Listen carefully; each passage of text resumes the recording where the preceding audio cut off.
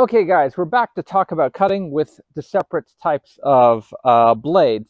A lot of people ask, is a machete equivalent to a sword, or is it a substitute for a sword? It's got a profile similar to some falchions in the medieval period. I often tell them that a machete is built very differently. It has very little distal taper. It starts from too thin a stock here at the fort at the shoulders, and even though it's very thin, it doesn't have the same type of cross section. It usually has a very flat geometry all the way till the last centimeter or so, and then it has a very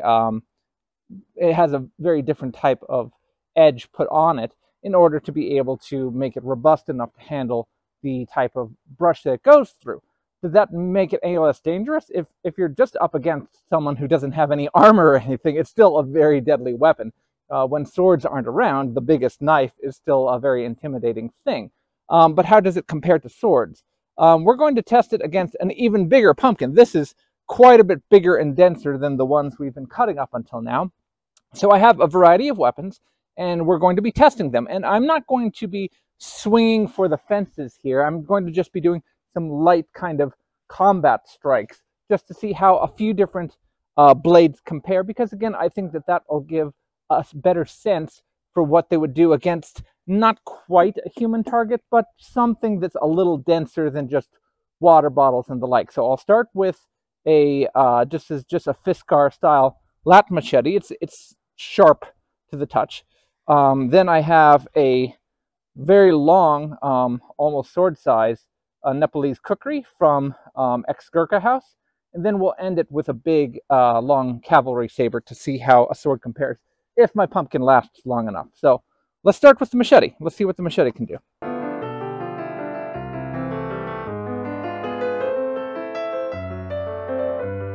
So again, I'm not intentionally trying to chop all the way through the pumpkin.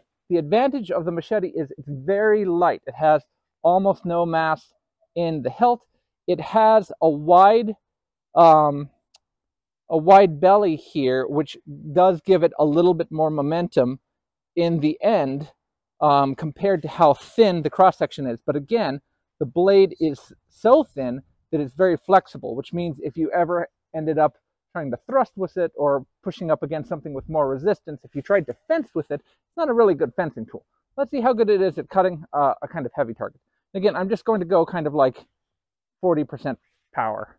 We'll see what it does against Mr. Pumpkin here.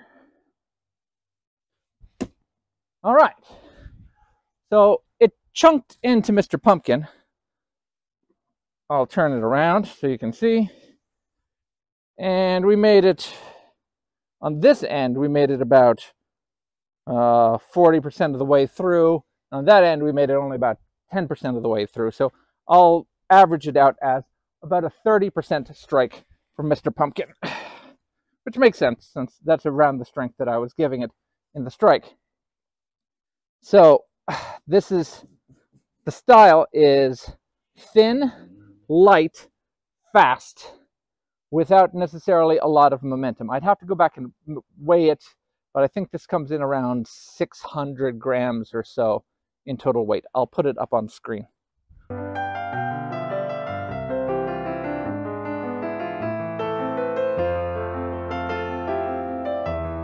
Kukri feels very different. All the weight is out here. It's trying to drag my hand down when I'm holding it.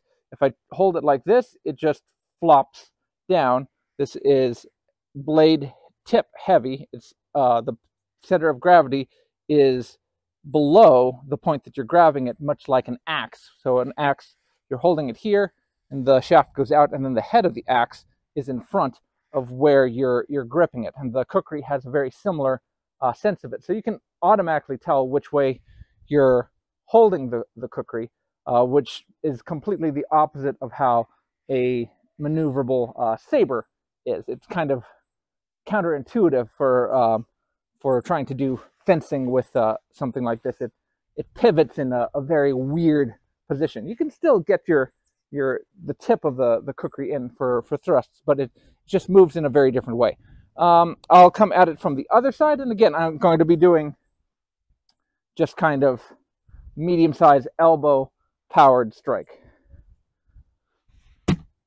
And you can see that the Kukri hit with significantly more force. I didn't show you ahead of time, but this Kukri is quite sharp, and it's got a very keen edge, but it's at a wider angle than is the machete. So the machete went in, and you saw it got stuck. I had to try and wedge it in and pull it out because it's very thin. It has only a small portion that has the primary edge bevel. Then after that, it's just parallel. So it pushes itself through, and then the wound, the pumpkin wound, closes around it. And then against a very thick target that's not grass or sugar cane or something that's only a couple of inches long, the machete will go in and get stuck. That's part of the reason you don't use a machete to cut through something big like a tree. The Kukri, on the other hand, here, I'll turn it so that you guys can see the channel that was carved into the pumpkin. The Kukri is both weapon and tool, and much like a splitting maul, it has a cross-section. Here, I'll come up so that everyone can see. It does have a primary edge and then a secondary edge, but the spine is so much thicker. We have probably 5.5 millimeters here at the back edge of the Kukri, so that it really tries to split out whatever it strikes, which makes it a really good tool if you want to use it for camp work, brush work, or what have you. Using the Kukri for that sort of thing is perfect. Okay, if my pumpkin has enough integrity, I'll try and use the Sabre as well. Let me...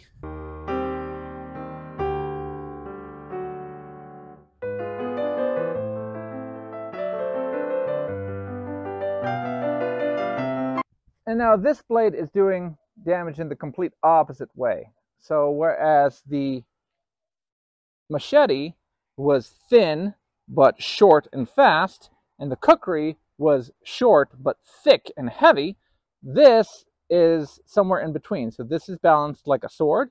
It starts off very thick to give you a lot of weight here and authority and control, but then it gets very, very long, giving you a lot of leverage, and it gets very, very thin at the tip.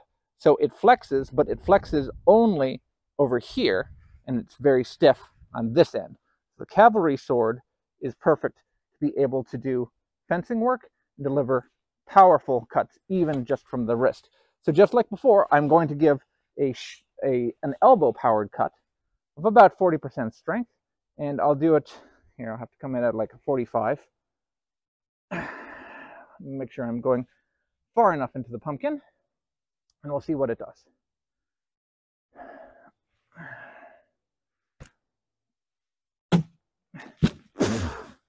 Well, Mr. Pumpkin fell over, but before it fell over,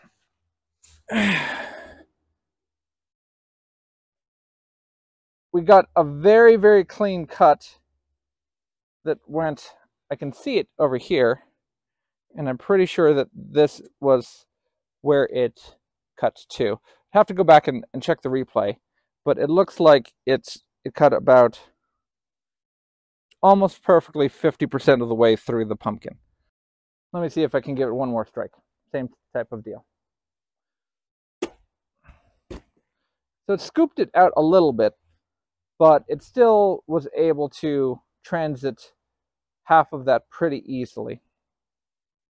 So the sword, unlike the Kukri, does not wedge the pumpkin apart. It's not inclined to create a wound that splits and opens wide.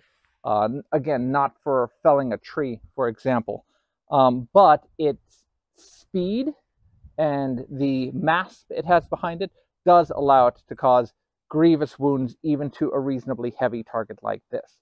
So between again, remember, each of these are built for different purposes. If I'm having to oppose someone else with another bladed weapon, I'm going to want something with reach and with nimbleness to be able to protect myself and to be able to deliver devastating combat effectiveness. If I'm going to want something that's going to be able to both attack and have the durability to chop, very heavy targets, a kukri is going to be perfect for that, especially if I want something small enough to be able to always have on my person. If I want something that I'm going to be using day in and day out to chop down sugarcane and bamboo and grass and everything else, that's what the machete's for. So they're all made for different reasons, different purposes. Does that mean you couldn't use one if you didn't have the other in place of it? Yes, you can to a lesser extent, just like you could use a fork if you didn't have a spoon, and it's going to perform the task less well. So it's never to say that you can't use a machete like a sword, but it's never going to be as good at the job as something that's specifically made for whatever the role is. And remember, there's lots of different swords. A cavalry saber is not going to do the same job as a small sword or a rapier, and vice versa. Pick the right tool for the right job that you have. Till next time, take care.